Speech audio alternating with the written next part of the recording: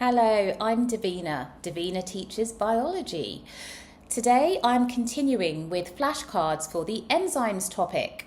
So far we've done about 10 maybe, and I'm going to be continuing with our first flashcard being define cofactor. Now, depending on your exam board, you may not have heard of cofactors, so don't panic. This is something that AQA do not learn about, but OCR do learn about. Off the top of my head, I can't think of other exam boards that also study cofactors. However, I can get back to you about that in another video, the differences between the different exam boards. A cofactor. This is a chemical that needs to be present for enzymes to carry out their function. So my flashcard will have that simple definition. Chemicals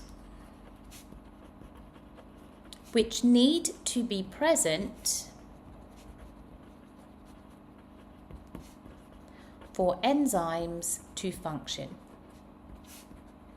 Now, there are different types of cofactor. So the next flashcard will be separating the different types of cofactor. We have inorganic cofactors.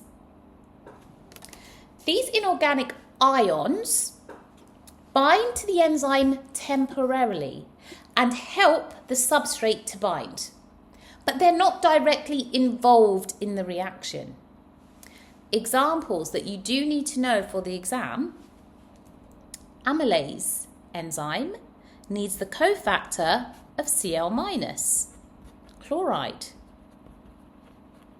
So if you recall, amylase hydrolyzes starch into maltose. However, if chloride ions are not present, that amylase cannot function. On my card, I've written the example, Cl- and the enzyme, which is amylase. I'm also going to write that this cofactor binds temporarily to the enzyme and helps the substrate to bind, so that enzyme substrate complexes can form.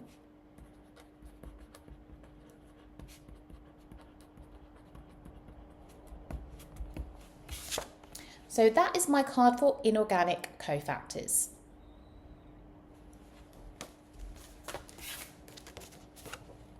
Organic cofactors. These are also known as coenzymes.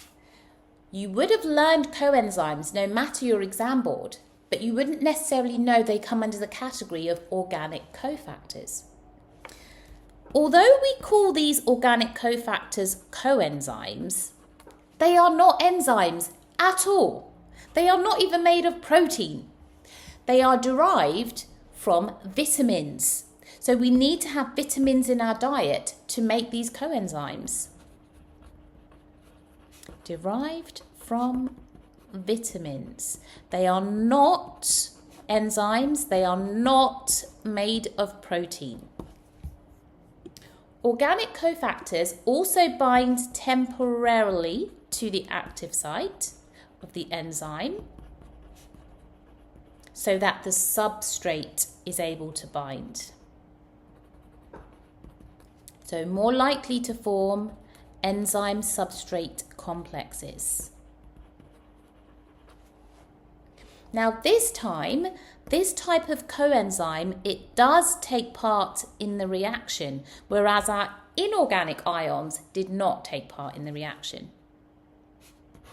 Does take part in the reaction.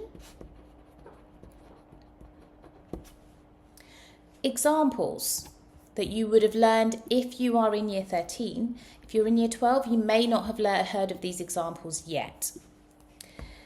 NAD, FAD, and NADP. So this last bullet point with the specific examples, these are coenzymes you would learn in respiration topic and photosynthesis topic. So if you haven't come across these specific coenzymes yet, don't panic. But if you're coming towards the end of year 13, then you definitely would have learned these coenzymes. The last group of cofactors is called prosthetic groups. So these are non-proteins again, and these are permanently attached. They are permanently bound to the enzyme, unlike the inorganic and organic, which were bound temporarily. Permanently bound, if I can spell permanently.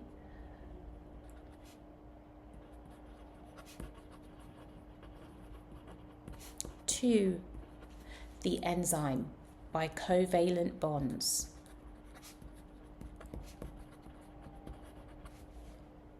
These also participate in the reaction, so they do take part in the reaction, just like the organic coenzymes do. Examples: Zn2+ zinc ion is the cofactor for the enzyme called carbonic anhydrase, which you would have learned in transport in animals topic. And Fe2+ iron is the cofactor for catalase enzyme. Catalase you would learn about, depending on your exam board again, in enzymes topic. Catalase digests hydrogen peroxide into water and oxygen.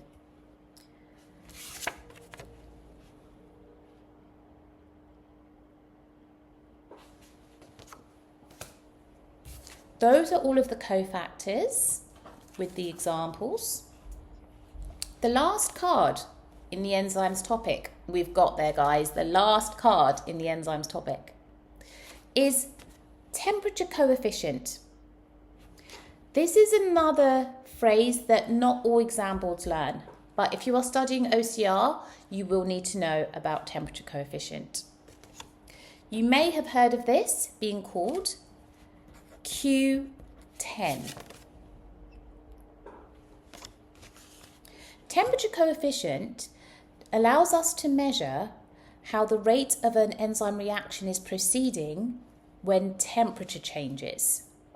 For example, we measure the rate of reaction at 10 degrees and then we measure the rate of reaction at 20 degrees.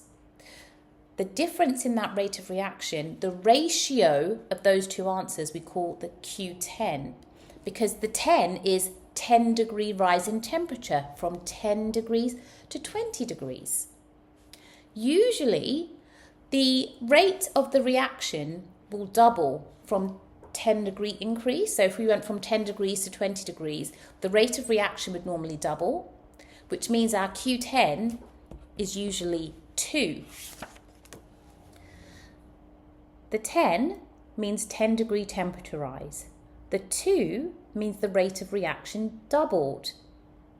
So if we had a Q10 equals 3, that would mean the rate of reaction tripled when the temperature rose by 10 degrees.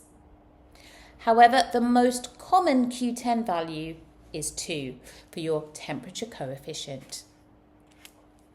I really hope you found these enzymes flashcards to be helpful. Please give me some feedback, good things that you liked, things that you'd like me to do differently, any other topics that are on the list. Your comments are really valuable to me.